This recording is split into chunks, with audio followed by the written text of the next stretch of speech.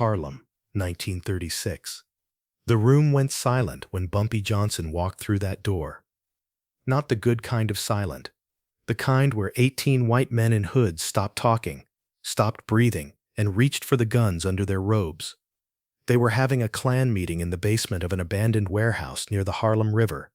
The Grand Dragon stood up slowly. "Boy, you just made the biggest mistake of your Bumpy." What happened in the next 10 minutes would become legend. 18 men walked into that meeting. Only 4 walked out. And those 4 spent the rest of their lives wishing they hadn't. This is the story of the night Bumpy Johnson taught the KKK that Harlem wasn't just a neighborhood, it was a kingdom. And kings don't ask permission. To understand what happened that night, you need to understand what Harlem was facing in early 19. Unemployment in Harlem was pushing 55%. Families were getting evicted. Kids were going hungry, and into that desperation the Ku Klux Klan saw opportunity. The Klan wasn't just a Southern problem. By the mid-1930s they had chapters all over the North, New York, Chicago, Detroit.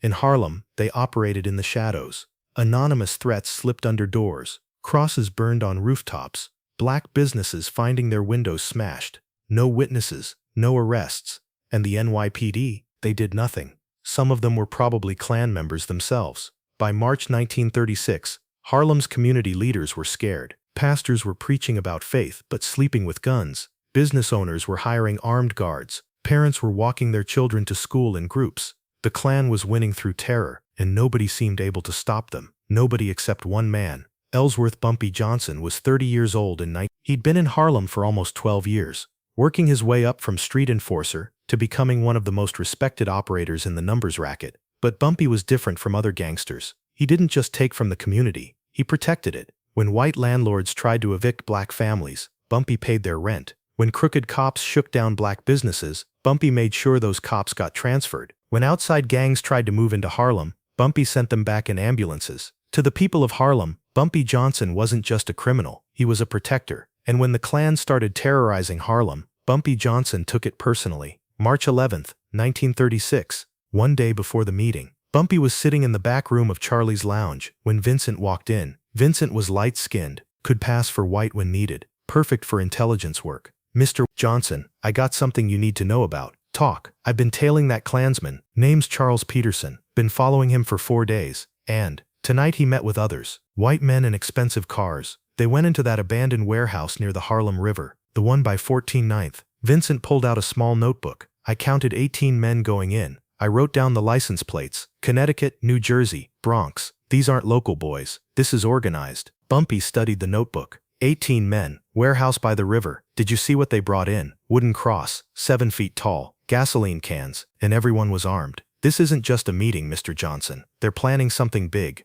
Bumpy was quiet for a long moment. The Klan wasn't just threatening anymore. They were preparing for action. Churches, businesses, maybe even homes. He looked up at Vincent. "You did good work." He pulled out his wallet, counted out $250. "But now you forget everything you saw. You weren't there. Understand?" "Yes, sir, Mr. Johnson." Vincent took the money and disappeared into the night. After he left, Bumpy sat alone in that back room for 3 hours. His closest associates offered to come with him, offered to bring guns, bring men, bring whatever he needed. Bumpy refused. "This ain't about firepower," he said quietly. "This is about sending a message. And that message needs to come from one man, me." His lieutenant, Raymond Ghost Coleman, tried to argue. "Bumpy, you're talking about walking into a room with 18 Klansmen. They're going to be armed. They'll kill you before you can blink." Bumpy smiled, that cold smile that made people uncomfortable. "They're not expecting me at all, and that's why I'm walking out and they're not." March 12, 1936, 11:50 p.m. Bumpy Johnson walked through Harlem streets alone. He wore a charcoal wool suit, a black fedora, and a long coat that concealed what he was carrying underneath. The temperature had dropped to 32 degrees. His breath came out in clouds. As he walked east toward the river, the neighborhood changed. The vibrant storefronts and brownstones of central Harlem gave way to darker, emptier streets, closed factories, abandoned warehouses, the industrial wasteland where Harlem met the Harlem River. This was the forgotten edge of the neighborhood, where the city dumped things it wanted to forget, where men like the Klan could meet without being noticed. He reached the warehouse at 11:55, a 4-story brick building in the industrial zone, far enough from busy streets that screams wouldn't carry, close enough to the 149th Street Bridge that white men could escape to the Bronx if things went wrong. Perfect location for cowards planning terror. Bumpy circled the building once. 3 cars parked in the alley, expensive cars, Packards and Lincolns, Connecticut and New Jersey plates, just like Vincent had said. 1 entrance in front, boarded up. 1 loading dock entrance in back, door slightly ajar. Bumpy checked his watch. Midnight. He stood in the shadows for 6 minutes, listening. From inside, voices, muffled but distinct. Men talking, laughing, the sound of furniture being moved. They were setting up. At 12:06 a.m., Bumpy pulled his coat tighter, adjusted his fedora, and walked toward that loading dock door. He didn't knock.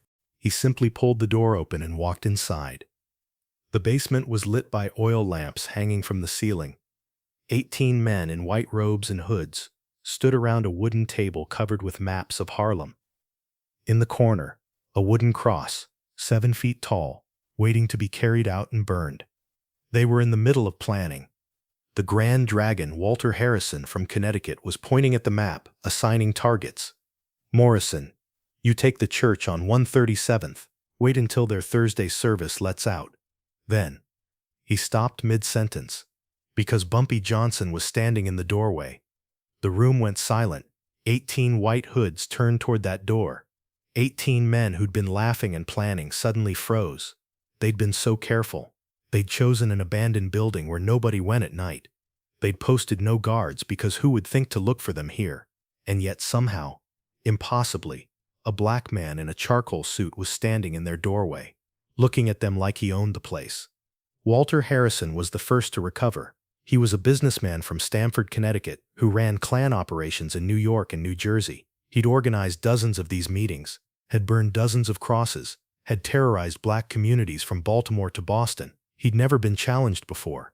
Harrison pulled back his hood, revealing a thin face with steel-rimmed glasses and a contemptuous smile. Boy, you just made the biggest mistake of your. Bumpy held up one hand. The gesture was so calm, so authoritative, that Harrison actually stopped talking. Before you finish that sentence, Bumpy said, his voice quiet and steady, I want you to understand something. You picked the wrong neighborhood. One of the Klansmen, younger, more impulsive, reached for the pistol on his hip. Bumpy didn't move, didn't flinch, just looked at the young man and said, you pull that gun, you better use it, because if you don't kill me with the first shot, you won't get a second. The young man's hand froze. Harrison tried to regain control. There's 18 of us, one of you. Even if you got a gun under that coat, you'd be dead before you could draw it. So I suggest you turn around, walk out that door, and forget you ever saw us here. Bumpy tilted his head slightly. See, that's where you made your mistake. You assumed I came here to negotiate. He took 3 steps into the room. Slow, deliberate, his hands still visible, still empty. You've been terrorizing my neighborhood for months, burning crosses, breaking windows, threatening families. You thought we were too scared to fight back. You thought because you're white, because you got hoods and guns, because you got the police protecting you, that you could do whatever you wanted. Another step. You were wrong. Harrison's confidence was starting to crack. Listen, boy. Stop calling me boy. Bumpy's voice didn't rise. It didn't need to. My name's Bumpy Johnson, and after tonight, every Klan member from here to Mississippi is going to know that name, because you 18 are going to be a lesson. One of the Klansmen, a heavy-set man with a southern accent, stepped forward. We don't need to listen to this. Let's just kill this. He never finished the sentence. What happened next was brutal, efficient, terrifying. Bumpy moved, not with wild, desperate violence, with calculated precision. Someone who'd been planning this moment for hours. The heavy-set Klansman reached for his gun, but Bumpy had already closed the distance. One punch to the throat, crushing the windpipe. The man went down, gasping, drowning on air. The young Klansman who'd reached for his gun earlier finally drew it, but his hands were shaking and the shot went wild, punching a hole in the brick wall. Bumpy grabbed an oil lamp from the table and threw it. The glass shattered against the young man's chest. The oil ignited. The man screamed, dropping his gun, trying to pat out the fire spreading across his robe. Now the room erupted into chaos. 18 men trying to draw guns, trying to rush Bumpy, trying to escape through the only door that Bumpy was now blocking. But here's what they didn't know. Bumpy Johnson had grown up fighting, not street fights, real fights, prison fights where you fought to survive, where second place meant dead. He'd learned from old-timers in Sing Sing, who taught him that fighting wasn't about strength, it was about leverage, timing, brutality applied to vulnerable spots, throat, eyes, knees, groin. Bumpy didn't waste energy on body shots. He went for places that destroyed a man's ability to fight back. Walter Harrison tried to rally his men. Spread out, surround him, he's just one. Bumpy grabbed the wooden cross from the corner, 7 feet of solid oak. He swung it like a baseball bat. The cross connected with Harrison's head. The sound was like a watermelon splitting. Harrison went down and didn't get back up. 4 Klansmen rushed Bumpy at once. He used the cross as a spear, driving the pointed end into the first man's stomach, used the leverage to swing the cross around, catching the second man across the face. The third man got close enough to grab Bumpy's coat. Bumpy dropped the cross, pulled a straight razor from his pocket, and opened the man's face from eye to jaw. The man screamed and stumbled back, blood pouring through his fingers. The fourth man hesitated. That hesitation cost him everything. Bumpy kicked him in the knee, heard it snap, then drove an elbow into his temple as he fell. The oil fire from the lamp was spreading now. The abandoned building's dry wood was catching fast.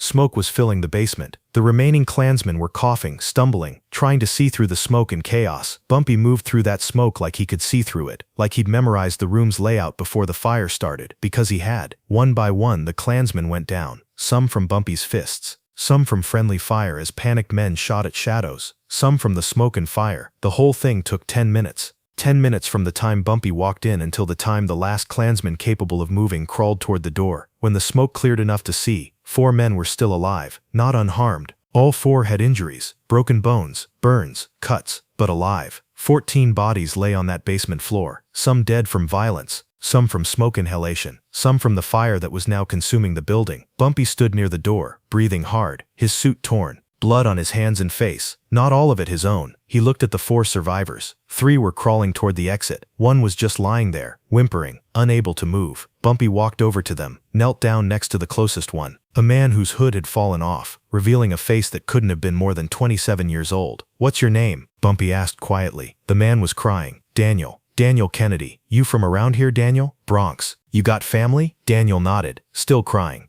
Bumpy grabbed him by the collar, pulled him close. "Then you go home to them tonight.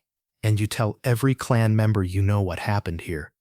You tell them Bumpy Johnson walked into a meeting of 18 men and walked out alone. You tell them what happens when you terrorize Harlem." He released Daniel, who scrambled toward the exit. Bumpy turned to the other 3 survivors. "Same goes for you. Get out. Spread the word. The Klan's not welcome in Harlem. Not now. Not ever." The 4 men crawled, stumbled, and dragged themselves up the stairs and out of that burning building. Bumpy followed them slowly, looking back one last time at the 14 bodies lying in that basement, at the burning cross that had been meant to terrorize Harlem's families, at the maps and plans that would never be executed. He walked out into the cold March night, leaving the building to burn behind him. By morning, the warehouse was a smoking ruin. Firefighters found 14 bodies in the basement. The NYPD sent detectives. They questioned the 4 survivors in the hospital. Daniel Kennedy and the other 3 gave vague, conflicting stories. "We don't know who attacked us. It was too dark. Everything happened so fast." But the detectives found the remnants. White robes, Ku Klux Klan literature, maps of Harlem with black churches and businesses marked, the wooden cross, half burned. The lead detective, McCarthy, sat in the police captain's office with his report. 14 dead white men, all Klan members, killed during an illegal meeting where they were planning terrorist attacks against Negro civilians in Harlem. The captain read the report slowly, then looked up at McCarthy. "What are you recommending?" McCarthy knew what he was being asked. "We could investigate further, try to find who did this. But sir, if we do that, this becomes public. Newspapers will report that the Ku Klux Klan was operating in New York, planning attacks in Harlem. That's going to be a scandal." The captain was quiet for a long moment. Then he picked up the report and dropped it in his desk drawer. "Accidental fire, illegal gathering in an abandoned building, no arrests, case closed." And that's how 14 Ku Klux Klan members died in Harlem, and nobody was ever charged, because the NYPD decided that a scandal about the Klan operating in New York was worse than letting a killer walk free, especially when that killer had done what the police should have been doing all along, protecting Harlem from terrorists. The 4 survivors kept their promise. They told everyone what happened. Daniel Kennedy went back to the Bronx and told his Klan chapter. Word spread to other chapters: New Jersey, Connecticut, Pennsylvania. The story got bigger with each telling.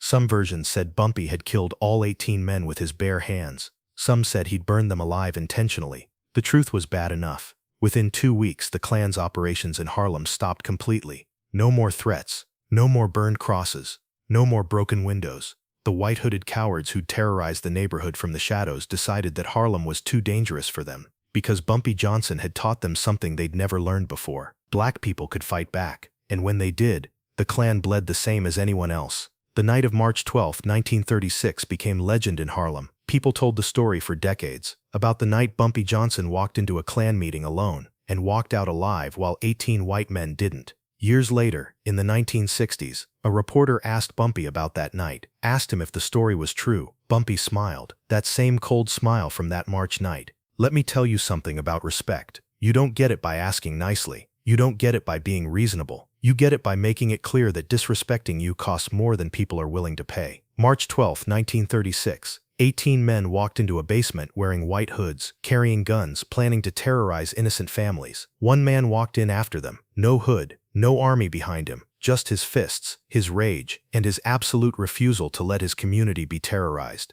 10 minutes later, 14 men were dead. 4 crawled out to spread the warning, and Bumpy Johnson walked out into the cold night, back toward the heart of Harlem, where his people were sleeping safely because of what he'd just done. That's not just a gangster story. That's a story about what happens when people decide they won't be victims anymore. The Klan thought Harlem was weak. They learned different that night, and they never came back. If this story moved you, hit that subscribe button, drop a like if you believe respect is earned, not given, and turn on notifications for more legendary Bumpy Johnson stories. Remember, respect isn't given, it's taken. And Bumpy Johnson took his on March 12, 19